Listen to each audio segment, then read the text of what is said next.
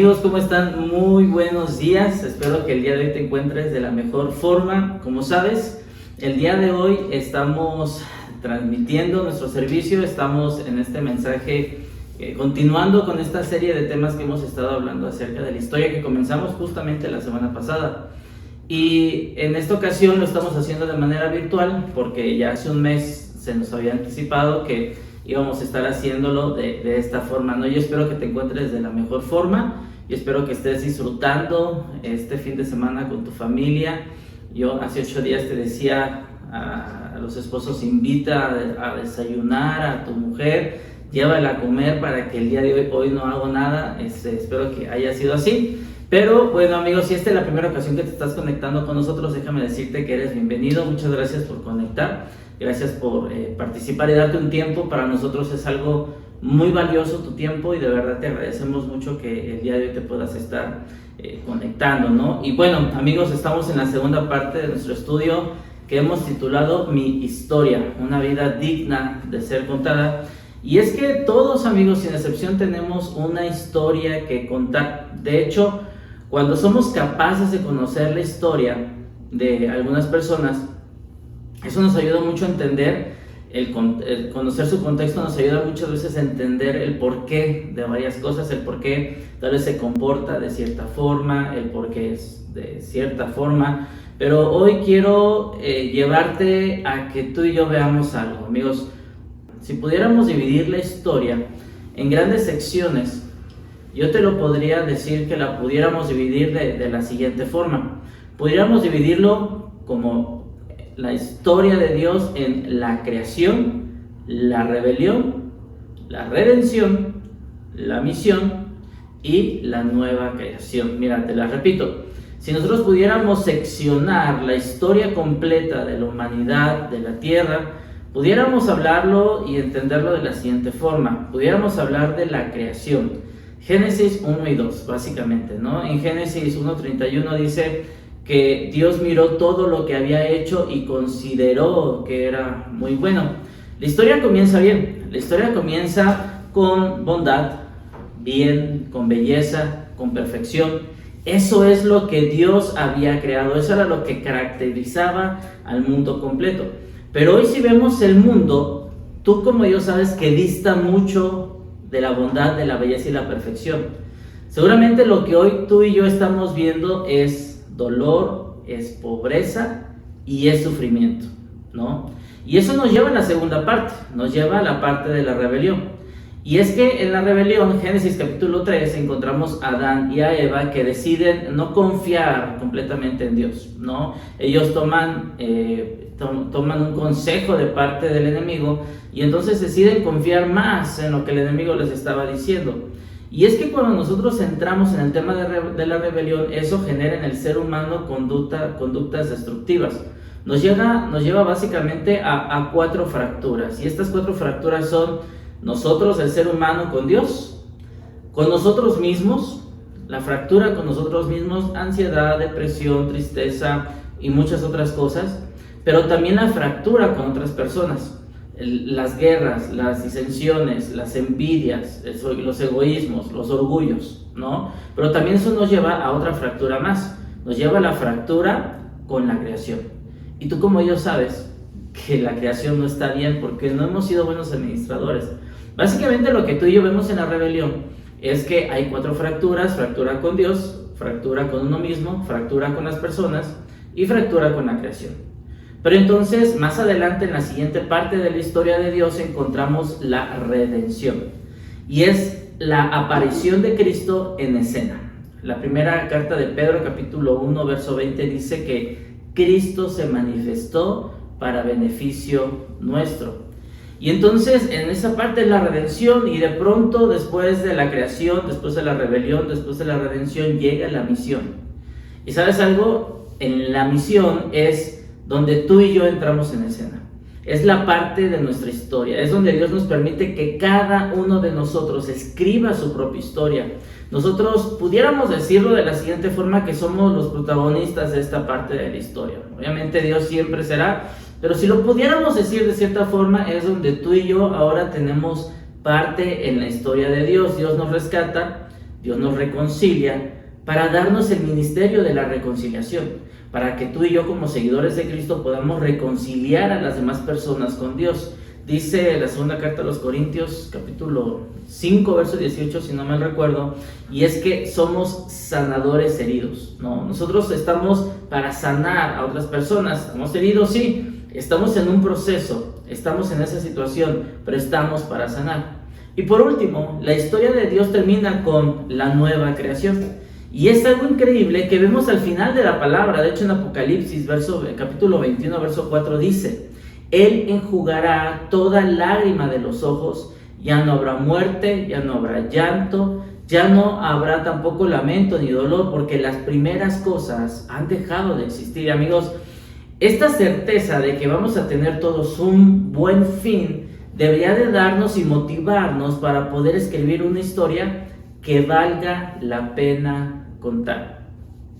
Pero entonces viene la siguiente pregunta: ¿cómo la viviremos? ¿Cómo vivirás tu historia? ¿Cómo vivirás ese capítulo que Dios te está dejando a ti para que tú lo hagas? ¿Sabes? Es algo de lo que yo te puedo asegurar, es que la mayoría de las personas, si nos pudieran preguntar, oye, ¿cómo será tu historia? Yo creo que todos desearíamos que dentro de nuestra historia hubiera felicidad. Y ¿sabes algo? Harvard, esta universidad que es prestigiosa, tiene más de 70 años estudiando lo que es la felicidad, pero para ellos tratan de entender qué es la felicidad. De hecho, es uno de sus cursos más populares, porque todo el mundo desea y anhela la felicidad. Hoy por hoy, un concepto que está muy en boga, que tiene que ver, o que dice que es la felicidad, dicen que es el placer, es la ausencia del dolor, la ausencia del sufrimiento y la ausencia de aburrimiento. Es un concepto que está empujando mucho la psicología positiva. Pero dentro del estudio de Harvard, lo que han encontrado estas personas es que revela que la felicidad es algo mucho más profundo que la ausencia de dolor, sufrimiento o aburrimiento. Ellos revelan que la felicidad es un proceso, escucha esto, es un proceso de florecimiento del ser humano donde hay significado y compromiso con su realidad y el poder madurar al punto de convertirse en la mejor versión para beneficio de las personas que le rodean. En otras palabras, si tú y yo pudiéramos entender y decir, oye, ¿qué es felicidad? Básicamente sería trascender, sería dejar una huella significativa en la vida de las personas, pero también en nuestro entorno. Pero el proceso para convertirnos en la mejor versión de uno mismo, amigos, a veces implicará dolor. Este proceso de poder convertirnos en la persona que Dios desea y anhela que seamos, muchas ocasiones implicará dolor. Así como la mujer que está con dolores de parto, ¿no? Y que tal vez está ahí en ese proceso tenso, complicado, de mucha tensión, y desea estrangular a cualquier persona que se le cruce. Pero al final del día, al final de ese dolor, hay una felicidad increíble, que es el poder ver a tu hijo en tus brazos, ¿no? Amigos, el proceso en donde estamos expuestos a experiencias dolorosas y que al final del día entendemos que eso nos lleva a una felicidad, tienes que reconocer lo que es algo muy común. Mira, tú como yo hemos sufrido con situaciones, momentos, circunstancias, que después de tiempo hemos entendido por qué fue, hemos entendido por qué sucedió. Ahora, yo sé que esto no es muy popular, honestamente el tema del dolor no es algo que sea popular para las personas, no es algo que nos agrade, no es algo que nos gusta, sobre todo más en un mundo que está extasiado con el tema del placer, la estimulación, el entretenimiento, ¿no? La ausencia de dolor. Pero algo muy cierto, amigos, es que las experiencias difíciles y dolorosas son las que nos ayudarán a poder moldear de mejor forma nuestra mejor versión. Ahora, teniendo esto en mente, tiene más sentido lo que nos dice Romanos capítulo 8, verso 28 y 29, porque dice así: ahora bien, sabemos que Dios dispone todas las cosas, ojo, no dice cosas buenas, no dice todas las cosas, para el bien de quienes lo aman, los que han sido llamados de acuerdo con su propósito, porque a los que Dios conoció de antemano, también los predestinó, pero escucha esto, para ser transformados según la imagen de su Hijo, hay un tema de transformación. Todas las cosas que pasaron, todas las cosas que vinieron, todas las cosas que vivimos, sufrimos, experimentamos, gozamos, todo eso nos tuvo que haber llevado a un proceso de transformación. Dice al final, para que Él sea el primogénito entre muchos hermanos. Pero luego dice Gálatas capítulo 4, verso 19, queridos hijos, por quienes vuelvo a sufrir dolores de parto, escucha, hasta que Cristo sea formado en ustedes. Y luego dice la primera carta de Juan, capítulo 3, verso 2, queridos hermanos, ahora somos hijos de Dios, pero todavía, dice, no se ha manifestado lo que habremos de ser. Es decir, estamos en un proceso. Sabemos, sin embargo, que cuando Cristo venga seremos semejantes a Él porque lo veremos tal como es. Y luego dice el verso 3, todo el que tiene esta esperanza en Cristo se purifica a sí mismo. Hay un proceso. Nuevamente la palabra nos dice, hay un proceso. Así como Él es puro. Familia, en otras palabras, la esperanza que tenemos en Dios hace que poco a poco tú y yo vayamos pareciéndonos más a Cristo. No significa que Dios quiere que actuemos todos de la misma forma. No está diciendo eso la palabra. Lo que está diciendo es que Dios quiere usarnos a partir de nuestra particularidad. Dios quiere usarte a ti, quiere usarme a mí, quiere usarnos a todos a partir de nuestra particularidad, mientras estamos en este proceso de parecernos más a Cristo, ¿no? Que lo que Dios anhela es que tú y yo podamos escribir nuestro propio capítulo en su historia y desea que cada uno de nosotros cuente una buena historia. De verdad, Dios desea que tú y yo contemos una buena historia. Ahora, imagínate, todos somos diferentes, todos somos distintos, pero imagina tu singularidad sin toxinas del pecado y tu singularidad potenciado en las manos de Dios.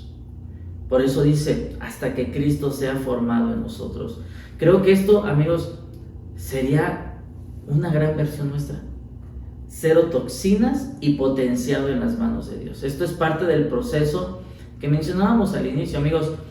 Todos tenemos experiencias, buenas y malas, tenemos un trasfondo, tenemos un pasado, tenemos una familia que nos marcó, con cosas buenas que aprendimos, con cosas malas que también aprendimos, traumas, victorias, en fin, cada una de estas cosas que nosotros hemos vivido, experimentado y pasado, nos han convertido en la persona que hoy somos.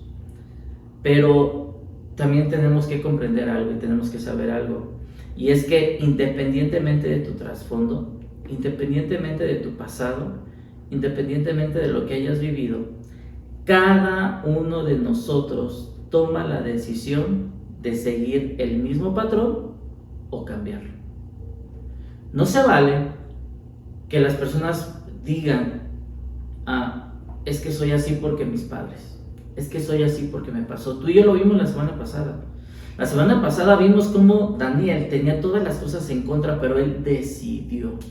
Amigos, independientemente del contexto que tú y yo tengamos, cada quien es independiente, cada quien tiene el poder de decidir, ¿no? Es increíble que vamos con todo nuestro bagaje a Jesús, vamos con todo nuestro pasado, con todos nuestros pecados, con todo lo que hemos vivido. ¿Y sabes algo que es increíble? Dios te recibe, Dios nos recibe. De hecho, déjame decirlo de la siguiente forma: todo el bagaje que tú traes, todo el pasado que tú traes, tal vez todas las derrotas que tú traes, tal vez todas las victorias que tú traes, déjame decirte algo, todo eso Dios lo usa. Todo eso es la materia prima que Dios usa para bendición de otros. Y Dios usa lo bueno de nuestras vidas para potenciarlo y lo malo para restaurarlo, para redimirlo. Porque a veces nuestro mayor sufrimiento se puede convertir en nuestro mayor ministerio. Por eso dice Jeremías 31:3 en su segunda parte: yo te he amado con amor eterno, por eso te sigo tratando con bondad. Quiero que analicemos un poco y piensa lo siguiente. si tenemos que estar en un proceso, si también los científicos, Harvard dice que la felicidad es un proceso, y todo ese proceso es para llegar a convertirnos a la estatura de la plenitud del Hijo de Dios. No que nos comportemos como Él, sino que en nuestra particularidad, en nuestra singularidad, Dios quiere usarnos, Dios quiere trabajar en nosotros y quiere usarnos así como somos. Pero ¿cómo crees que se viviría tu relación con tu esposa si fuera Jesús? Es decir, ¿cómo crees que Jesús se comportaría como esposo? ¿Crees que se comportaría diferente? ¿Cómo crees que se comportaría Jesús como padre? ¿Cómo crees, muchachos, cómo crees que se comportaría Jesús como hijos? ¿Crees que sería diferente? Mira, yo te aseguro que sí. Yo te aseguro que sí. Amigos, de esto se trata el proceso. El proceso se trata, dicen por ahí que lo importante no es el resultado, ¿no? Y ¿sabes por qué no es importante el resultado? No porque no es importante, no que no nos interese, no, pero es que ya conocemos el final de la historia. Ya conocemos que al final del día hay una nueva creación donde no habrá más llanto, no dolor. Dios limpiará nuestras lágrimas, dice la palabra. Ya conocemos el final. Estamos en el equipo ganador. Pero lo importante es el proceso. Esa es la parte en donde tú y yo tenemos que trabajar. Esa es la parte en donde Dios nos está dejando a nosotros escribir esta historia. Amigos, de esto se trata el proceso. Dicen por ahí que lo importante no es el resultado, hay que enamorarnos del proceso. Mira, permíteme leer lo que dice Filipenses. El apóstol Pablo, escribiendo esta carta a los filipenses, él les dice lo siguiente en el capítulo 3. Les dice el verso 13 y verso 14. Hermanos, no pienso que yo mismo lo haya logrado ya. Más bien una cosa hago, olvidando lo que queda atrás y esforzándome por alcanzar lo que está adelante, sigo avanzando hacia la meta para ganar el premio de Dios que Dios ofrece mediante su llamamiento celestial en Cristo. Pero dice al inicio, no pienso que yo mismo lo haya logrado ya. Amigos, dejar que la vida de Jesús se exprese más en nuestra singularidad es la mejor forma de dejar un legado. Te lo repito, dejar que la vida de Jesús se exprese más en nuestra singularidad es la mejor forma de dejar un legado. ¿Sí me sigues? Se trata de Dios más en nosotros. Se trata de ser más dominados por el Espíritu. Se trata de darle más Dios, menos yo, más Dios. No. Amigos, Dios nos salvó no por obras, sino que Dios nos salvó para hacer obras. Me gusta cómo lo dice la versión Dios habla hoy, Efesios 2:10, dice, pues es Dios quien nos ha dado, quien nos ha hecho. Es Dios quien nos ha hecho.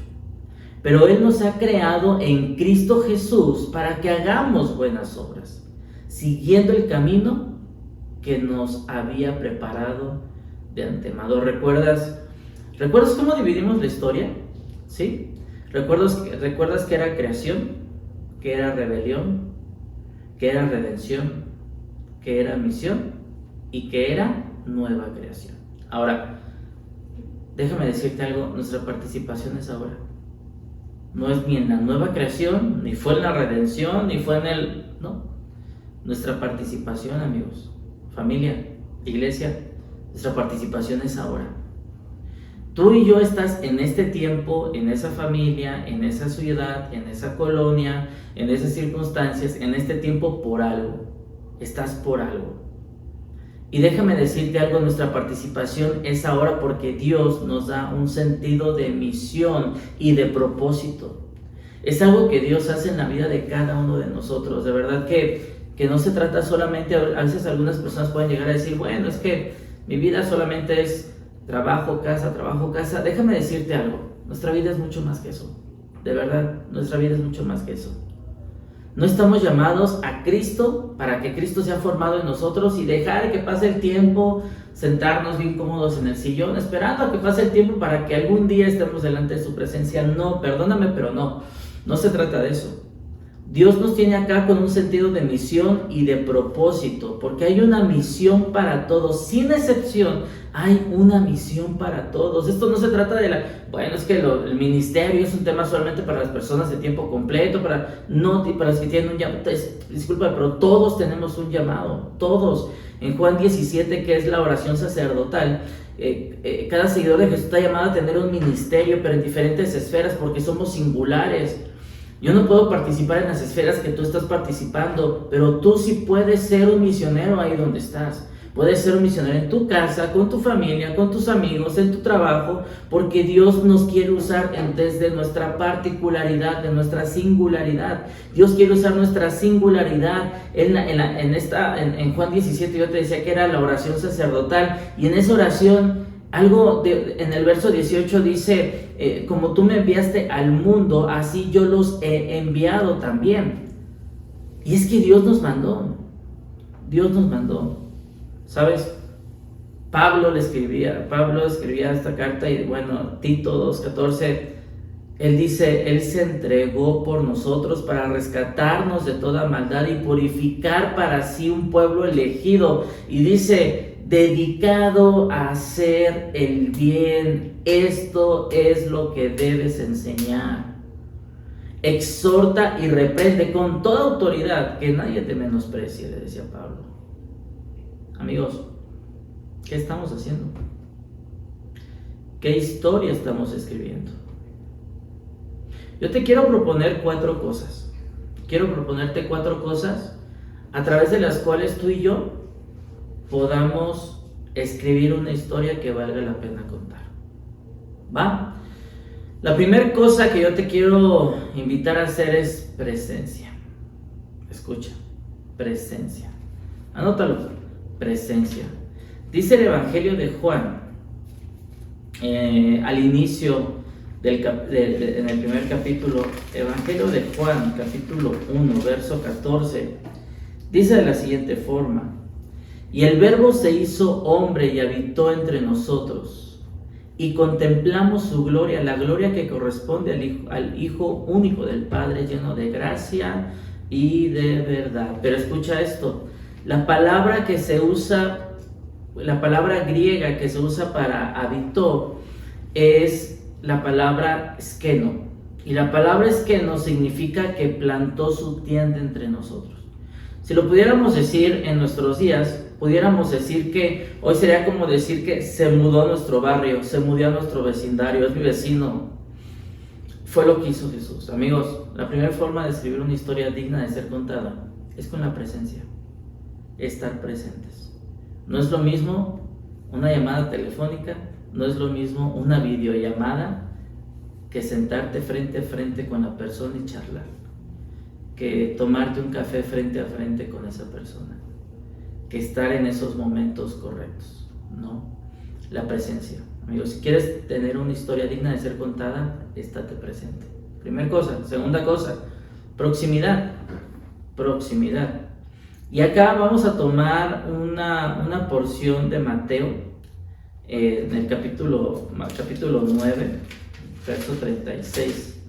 Dice de la siguiente forma: y al ver las multitudes, tuvo compasión de ellas, porque estaban agobiadas y desamparadas como ovejas sin pastor. Amigos, mientras la presencia tiene que ver con algo físico, la proximidad tiene que ver más con algo emocional. Podremos estar presentes, pero tú lo sabes, podemos estar presentes y en tu celular, sin importarle lo que pase al mundo. Pero si nosotros podemos estar presentes, pero si no somos intencionales en ser empáticos, amigos, no va a servir mucho estar presentes. Yo te recomiendo presencia y proximidad. Imagínate ver a las personas con los ojos con los que los ve Dios. Te aseguro que los vas a ver diferentes. En lugar de que los veas con un ojo de fariseo. Es que ya ves cómo es que mira, no es esto, es que mira lo otro, es que el asunto es que el legalismo nos hace desarrollar una actitud de superioridad, lo cual para nada abona a un espíritu de empatía. presencia y proximidad. La tercera cosa que yo te quiero recomendar, lo vamos a encontrar en Hebreos, capítulo 6, verso 10. Dice de la siguiente forma: porque Dios no es injusto como para olvidarse de las obras y del amor que en su nombre ustedes han demostrado sirviendo a los creyentes, como lo siguen haciendo. Amigos, presencia, proximidad, y esta tiene que ver con responsabilidad. Creo que muchas veces tal vez te han dicho: voy a estar orando por ello, voy a estar orando por ti. O tal vez tú lo has dicho, ¿no? Te cuenta alguna situación, un problema, una situación, etcétera, y tú has dicho: voy a estar orando por ti, y no lo haces. Siendo bien honestos, no lo haces, ¿no?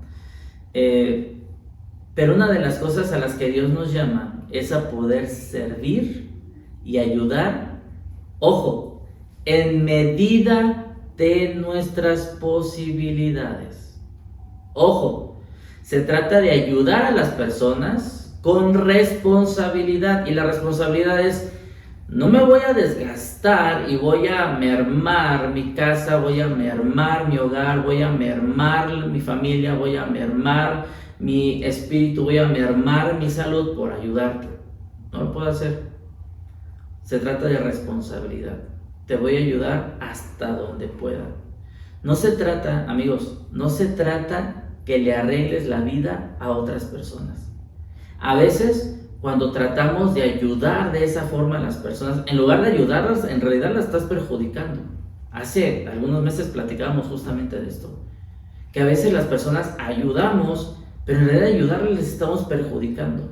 No estamos permitiendo que vivan y desarrollen su proceso. Tenemos que ser responsables a la hora de ayudar. Muy bien.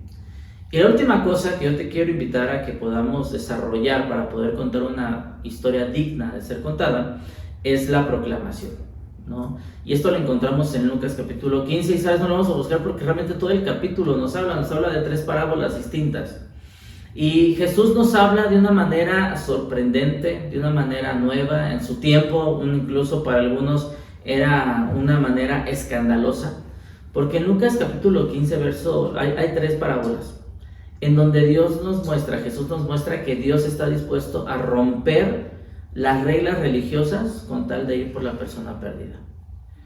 Tanto así fue su forma de hablar de Dios, que los pecadores eran atraídos y los religiosos eran ofendidos. Amigos, estamos para proclamar el Evangelio de Dios, pero de una manera relevante.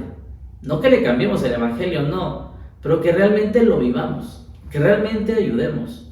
Muchos normalmente quieren pasar de la presencia a la proclamación sin haber pasado por la proximidad y la responsabilidad. Lamentablemente hoy por hoy creo que muchas personas deciden primero irse así, de su presencia a la proclamación, pero nos olvidamos que lo que Jesús hacía, porque esto es el modelo de Jesús. El modelo de Jesús era una presencia, era una proximidad, era una responsabilidad, pero también una proclamación. Y entonces cuando vivimos este proceso, de verdad yo creo que va a ser mucho más sencillo que podamos contar una historia digna de ser contada. Y hoy quiero animarte y tal vez me has escuchado a lo siguiente, me has escuchado decir: invierte e invita, porque se trata que invirtamos en la relación. Decide hacer estos 4 pasos, decide hacer presencia, hacer proximidad, hacer responsabilidad y hacer proclamación. Invierte tiempo en la persona, tómate un café con ella, ora por él, ora por ella, ¿no? Escúchalo, sopórtale y ayúdale con responsabilidad.